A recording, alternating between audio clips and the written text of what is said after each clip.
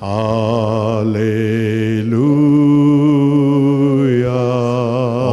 Om Mani Padme Om. Allah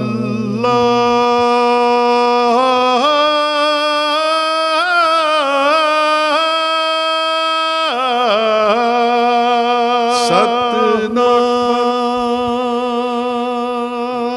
Welcome. You're watching Harmony and Diversity. And today we're speaking with Fr Bruce Duncan. He's a Redemptorist Priest and a lecturer at the Yarra Theological Union. Thanks for coming in again, Father. We've been talking about the papal encyclical and we'll continue on with that. It's a big story.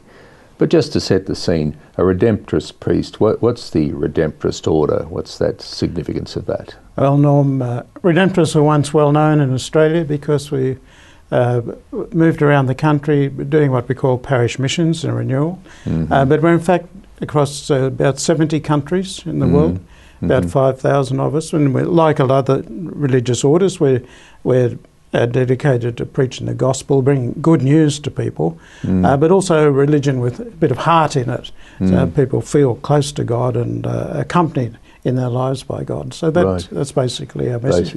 More recent times have been like the whole church, been very focused on social justice issues as part of how do we have a more just, fairer world, and that's an essential part of our ministry as well. Seeing God as not just concerned for the afterlife, but He wants the kingdom of God to grow on this earth too. So what's our responsibility in this? Right. Well, you're involved in social justice in the sense that's what your lecturing program's about, isn't it? Yes, that's right. At Yarra Theological Union in Box Hill. Yes. In Melbourne. Yep. So the sorts of things we cover, we look very closely at the encyclicals. We see the implications in the economic field, in peace and war and justice, underdevelopment, and the whole globalisation process at the moment. So they're all interconnected. What would be the sort of key areas where the Redemptorists are involved? Is it with refugees or across all of them? I think more generally, trying to, I would put it in terms of trying to help people in their formation of conscience, ordinary people in the pews and so on. How do we respond to the issues around us? So we do look at the different aspects of the challenges facing with Indigenous people, the process of reconciliation there, with asylum seekers and refugees, but more generally in day-to-day living, how are we managing the economy, how do we manage transitions of people into employment, finding employment, how do we build communities and businesses that are going to sustain the future generations, so and just helping ordinary people in their day-to-day lives, having a sense of God with them, but also a God who's really concerned about people in distress. And then what is the responsibility we all share? There are no supermen or superwomen in this. It's a matter of just day-to-day having a care for one another in our daily lives. Right.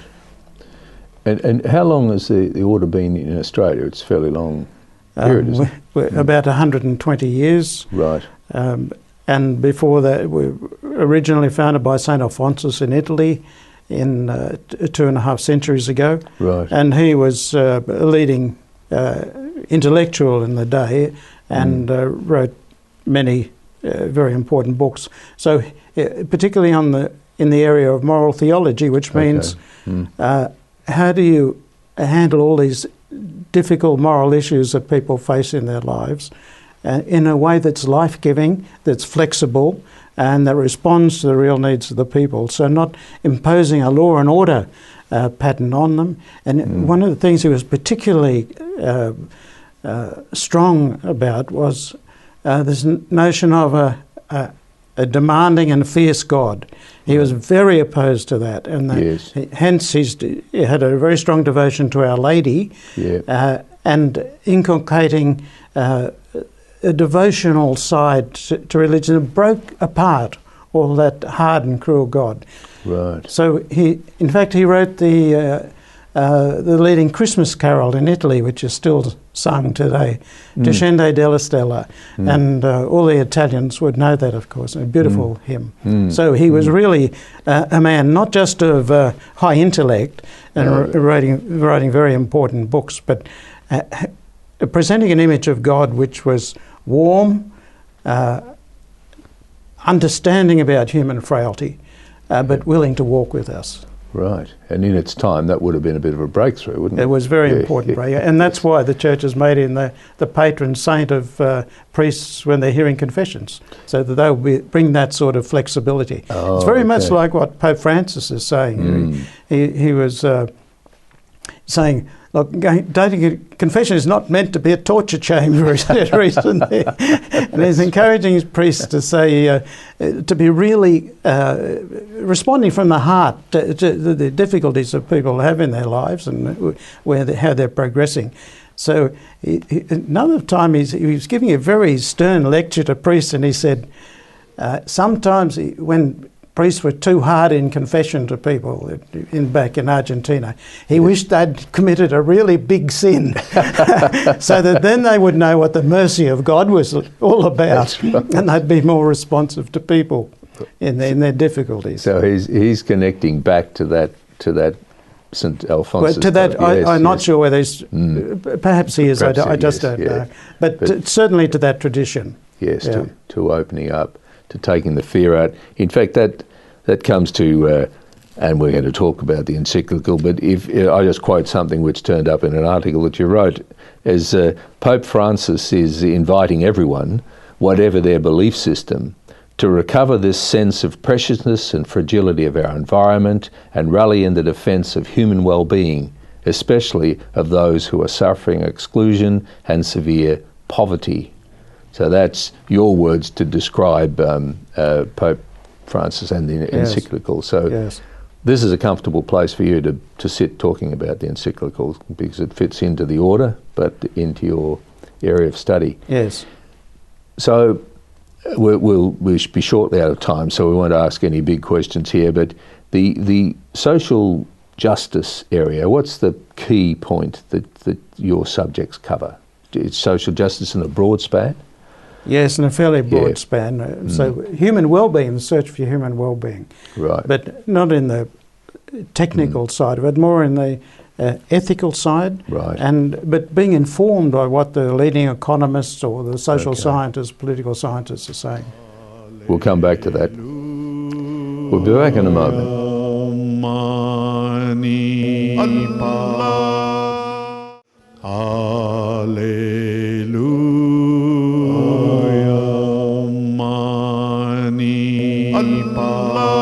Welcome back. You're watching Harmony and Diversity. We're speaking with Bruce Duncan. He's a Redemptorist priest and a lecturer at the Yarra Theological Union. The encyclical. I've got some key points which have been raised in relation to it. Forgive me and allow me to read this quote. Climate change has grave implications is the heading, and the quote is this from the encyclical. Each year sees the disappearance of thousands of plants and animal species which we'll never know, which our children will never see, because they have been lost forever. Is that set the theme for that part of the encyclical? It is part of it. It's not the main theme, but is an important aspect that this is an entirely new situation we're facing globally. It is part of the whole climate change and global warming, that we are seeing a disappearance of lots of species. And I think partly it's inevitable, but partly it's under our control, and it's as a result of our human interaction with the environment. And what he's saying is we need to have a new respect for nature, that this is God's creation too. And all these marvellous life forms we have, they are gifts of God to us. And we should appreciate them in that way, to recognise that they're not just things for us to throw away or destroy at our will, but to recognise the complexity and the uniqueness of each creature, as precisely a gift of God. So he's looking at asking and urging us to have a new sense of the giftedness of everything that is around us, how marvellous it is to be alive, and how marvellous it is to see all these creatures and to appreciate them in their uniqueness.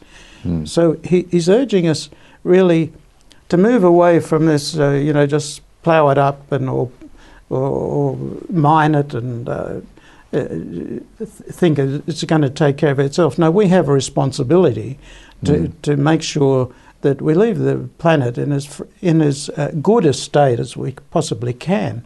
And it's sort of to be present to everything with the awareness that it's all a gift from God. Is that? Yes, he's very strong on that.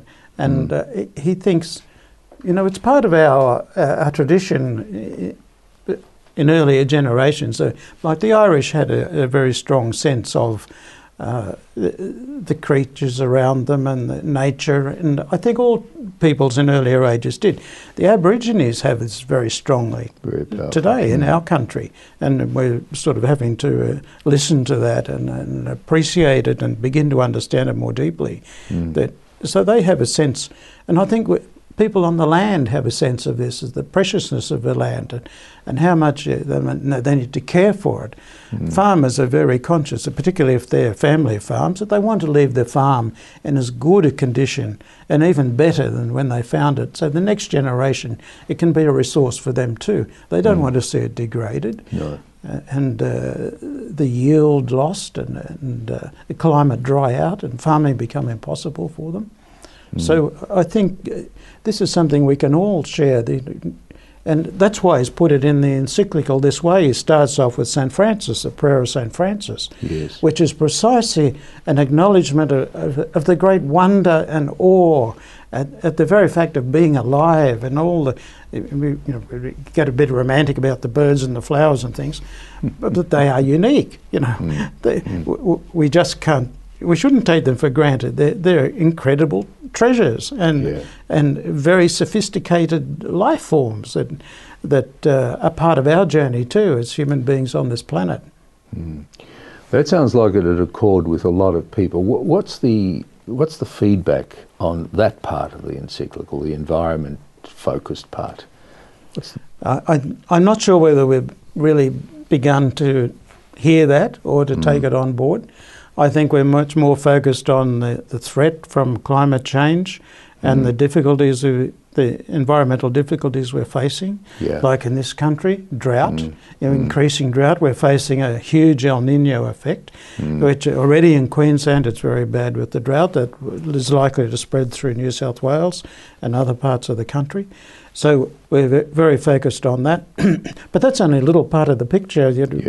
With on the global scene, the rising sea levels, the warming of the planet, and it looks like all the data indicates that it's warming even more quickly than people hoped.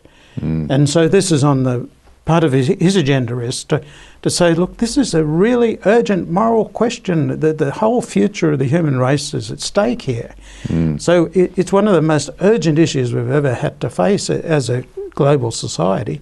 And that's why he's talking to the UN General Assembly on these issues and saying to all the nations to throw his moral support behind these efforts. Right. To sort of break through some of the political log jams. Yes. There's been some commentary from environmental movement, etc. already. Has that been all pretty much positive for it? As far as I know, it has. I think for the environmental movement is, he endorses it very strongly because he says these are people that have spent years trying to protect various aspects of our environment. And really, I don't think the mainstream culture has been listening to them well enough either to appreciate precisely what they're doing and how important their role is. They've alerted the rest of the world at last, I think, to what is happening in the climate, along with the scientists. But the question then becomes, well, what do we do? How do we respond to this new situation? So that story about the environment, do you see it being something that that priests will pick up and start to preach more about it? Yes, very definitely, because this is what is religion, or what is God concerned about, but human well-being. And this is precisely at the heart of the future of how can we sustain the population and the people and make sure people are fed and clothed and everything. The environment is at the heart of all this. So that could emerge as an additional new mission for churches and priests. Yes, it's certainly a major aspect, and it's very traditional. You know, we have St. Francis here after all. That's right. It's not new. No, it's not new, but time isn't either. We're out of it. We'll be back in a moment.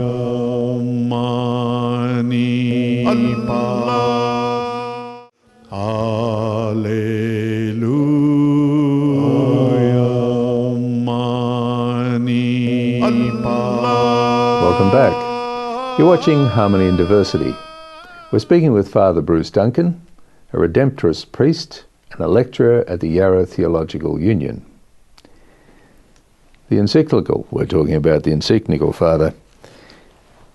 Second point in this list I've got here is, and I quote, the warming caused by huge consumption on the part of some rich countries has repercussions on the poorest areas of the world, especially Africa, where a rise in temperature, together with drought, has brought devastation for farming. What are the implications of that?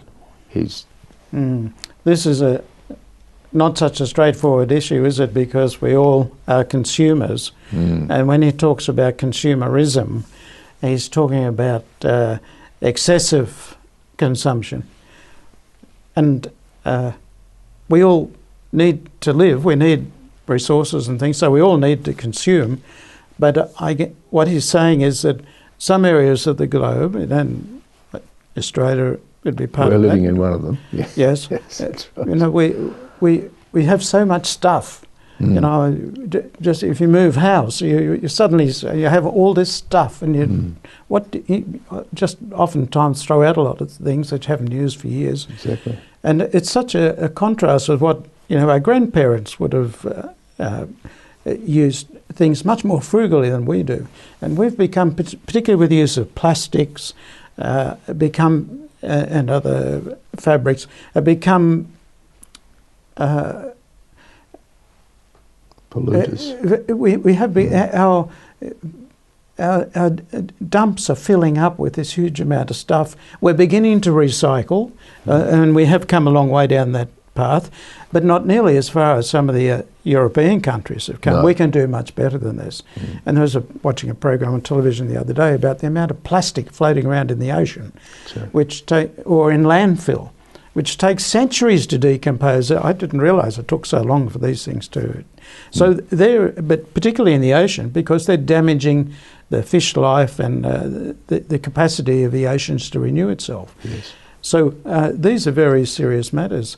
And the contrast is that we have so much, and other parts of the world have so little. Barely,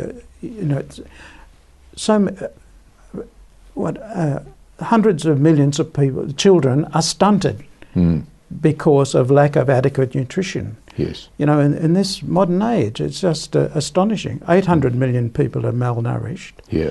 And how do we tolerate this situation? How do we, we've been at this for some centuries of economic growth and development, but it's been very uneven in its impact. And this is what it's saying, that look, we've got to look at this whole consumer thing again. Just following on that point, it's a matter of production too, isn't it? That we're overproducing, our use of resources generally is not sustainable. So we need to find a more simple way of living, a more, perhaps a less frantic, we don't have to get the latest model of this or the iPhone or, a new car every couple of years. And planned obsolescence and concepts like that are only operable if they do proper recycling, and of course that doesn't occur. So, but with the Pope, he lives some examples of this, though, doesn't he? Of lack of consumerism. Yes. Yes, I don't know if he even has an iPhone. I don't think he does. I don't think he has a computer. I'm not sure about that, but he's he's very insistent on living simply. And because he's been living with the people in the slums or in close contact with the slums in Argentina, Buenos Aires. So he knows how precious these things are, how important it is to be free of the concern for, or inordinate concern to get more and more. More is not better, that's what he's saying. We need enough, but more than, there are limits in what we can do. There's no bonanza for all of us. We can't. It's not going to work. No. We have to share better. Yes. With what we have. As we mentioned in the last segment, this is actually seems to be creating grist for the mill. This is committed, enthusiastic priests could ride a lot of this into their communities very effectively. Oh yes, but I think it's more general than that. I think people from all different walks of life and beliefs are really wrestling with these issues and seeing it. It's a matter of human well-being. It's a matter of the future of their children and then the next generation. And what they're saying, the scientists are saying, is it's all going to happen within the lifetime of the little children now. Yes. So it's not something far off, another long time away. The process is starting to roll on and roll more quickly.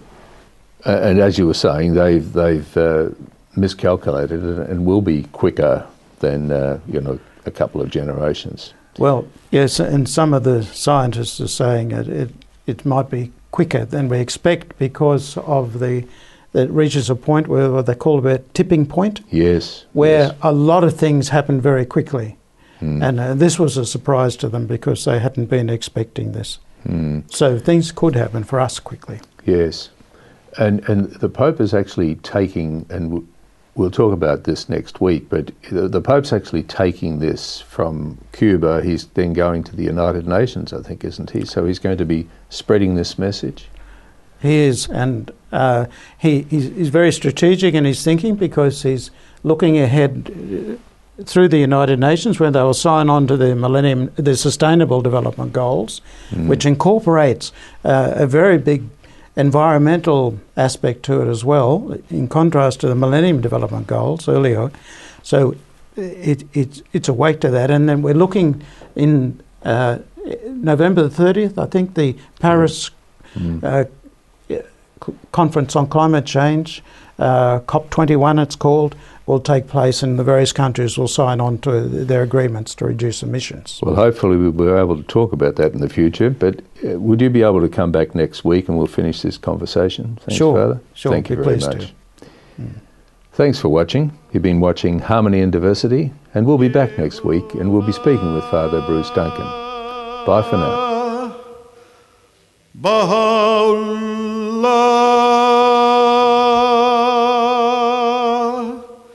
Shanti Om,